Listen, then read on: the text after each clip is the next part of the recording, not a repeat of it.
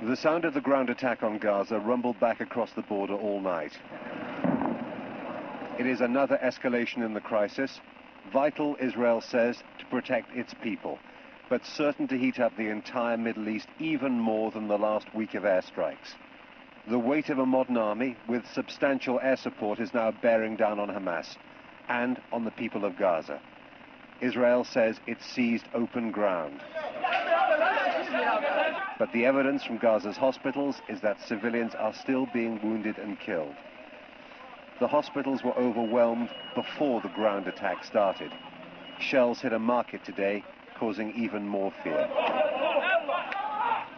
Fresh Israeli soldiers were close to the border at the end of the first 24 hours of the ground offensive, waiting to move into Gaza. Casualties have been brought back into Israel for treatment.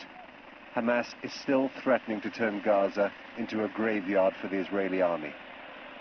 In Sderot, the Israeli border town closest to Gaza, people went out to buy supplies. It's busier here than it was a couple of days ago. People are feeling more relaxed now that Israel has sent troops into the Gaza Strip. Israel justifies what it's doing by saying that it's acting in defense of the people here in Sderot and in all the other places within rocket range of Gaza. The question, though, is whether by using so much force, doing so much damage, killing so many Palestinians, Israel is storing up trouble for the future. International journalists have been denied access to Gaza by Israel, but even from a distance, it is not hard to imagine how terrifying the noise and destruction must be for Palestinian parents and children. These scenes are being broadcast across the Middle East, and they make it harder for those Arabs who believe in a negotiated deal with Israel. On the Palestinian West Bank, separated from Gaza by Israeli territory, there was another day of demonstrations. Talk of a peace process sounds hollow on these streets. Israel says it had no alternative.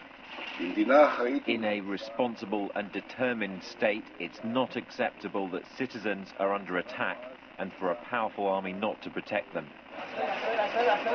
But this war may have been avoided if a proper attempt had been made by diplomats and leaders to address the problems of Gaza, Israel and the Palestinians over the last 18 months. But that didn't happen. And it's too late now, at least until this round of bloodletting is over.